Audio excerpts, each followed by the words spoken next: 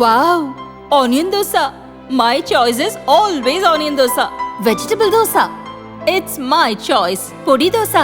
My choice is podi dosa. Wow! Masala dosa.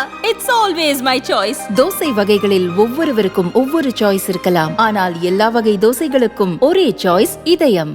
Uttar Pradesh முன்னாள் முதல்வரும் பகுஜன் சமாஜ் கட்சி தலைவருமான மாயாவதி தீவிர அரசியலிலிருந்து மெல்ல மெல்ல விலகி வருகிறார்.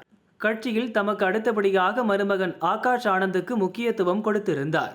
பகுஜன் சமாஜ் தேசிய ஒருங்கிணைப்பாளராகவும் தேர்தல் பிரச்சாரத்தை முன்னெடுத்து வழிநடத்தும் பொறுப்பும் அவரிடம் ஒப்படைக்கப்பட்டிருந்தது. லோக்சபா தேர்தலில் உத்தரப்பிரதேசம் முழுவதும் சுற்றி சுழன்று பிரச்சாரம் செய்தார் ஆகாஷ். ஆளும் பாஜக அரசை வரம்பு மீறி விமர்சித்தார். சர்ச்சைக்குரிய பேச்சால் ஆனந்த் மீது வழக்குகள் பதியப்பட்டன.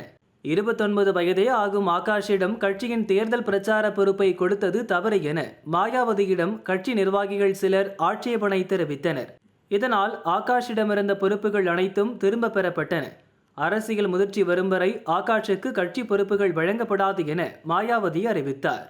கடந்த லோக்சபா தேர்தலில் உத்தரப்பிரதேசத்தில் 10 இடங்களில் வெற்றி பெற்றிருந்த பகுஜன் சமாஜ் இம்முறை ஒரு இடத்தில் கூட வெற்றி பெறவில்லை.